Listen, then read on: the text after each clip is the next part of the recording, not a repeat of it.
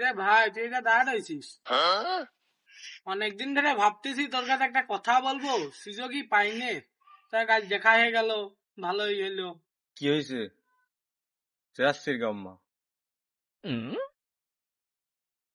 কি বলবি বলে, সমস্যা কি? তোর কি নিষেধ করেছে না এই যে তোর একটা বোন আছে না, তোর বোনের খুব ভালো লাগে, তোর বোনের সাথে আমার বিয়েটা দে।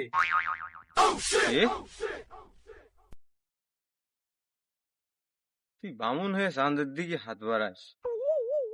আমার বোনির হচ্ছে মেকআপ কিনে দেওয়ার মতো টাকা তোর কাছে আছে?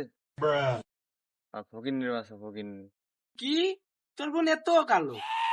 আগে জানলে বিয়ের প্রস্তাবই দিতাম না। বন্ধু বিদের যাওয়ার কালে গো একটা কলবালি